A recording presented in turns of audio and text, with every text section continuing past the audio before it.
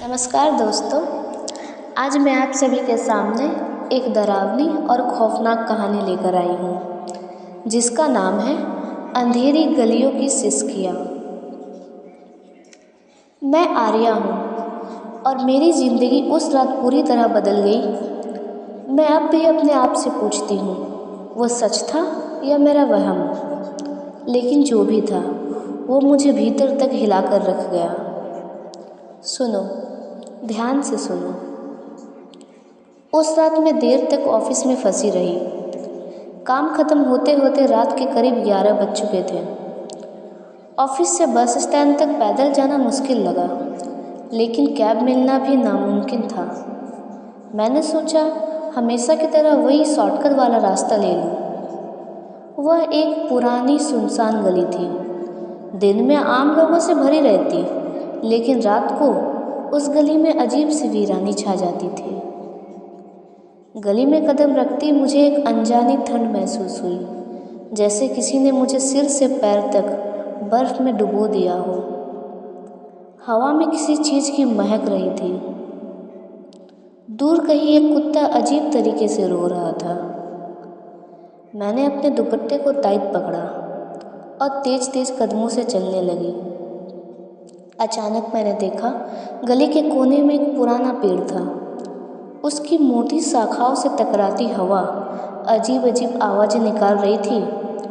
कुछ आवाज़ें तो इतनी साफ थी कि ऐसा लग रहा था जैसे किसी औरत की रोने की आवाज़ हो।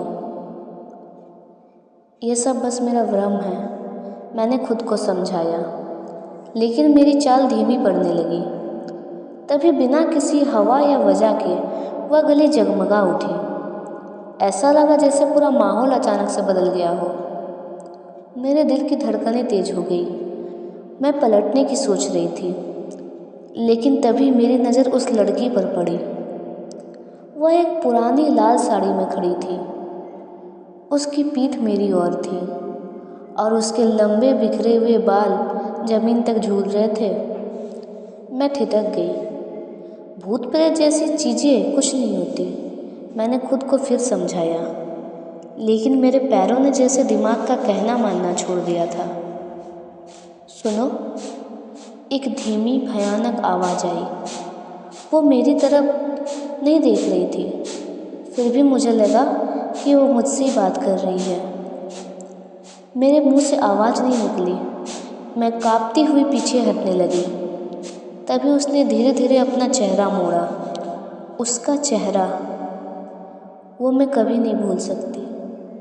उसकी आंखें गहरी खाली थी, जैसे वह कुछ भी नहीं था। उसकी त्वचा ऐसी सफ़ेद जैसे किसी मुर्दे की हो। लेकिन सबसे डरावनी थी उसकी मुस्कान, एक खौफनाक टेढ़ी मुस्कान। आर्या, उसने मेरा नाम लिया। मेरा नाम। मैं अब तक उसे देख सकती थी, लेकिन मेरे पैरों ने जैसे जवाब दे दिया था। क्यों लौट आई तुम? उसने कहा। कौन लौट आई? मेरी आवाज़ बमुश्किल निकली। मैं जानना चाहती थी कि वो क्या कह रही है, लेकिन साथ ही मेरा मन कह रहा था कि वहाँ से भाग जाऊँ। याद नहीं तुम्हें? तुमने मेरी गलती के लिए मुझे छोड़ा था, पर उसकी आवाज़ मानो गहराई तक चुभ रही थी। मुझे नहीं पता मैंने क्या किया या क्यों। मेरे होश ठिकाने नहीं थे।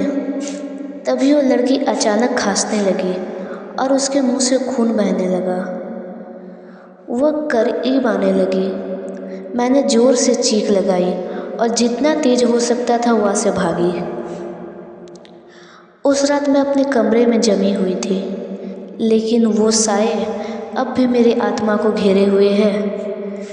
आज भी जब आईने में अपना चेहरा देखती हूँ तो कभी कभी लगता है कि वह मुस्कान अब भी मुझे ही देख रही है।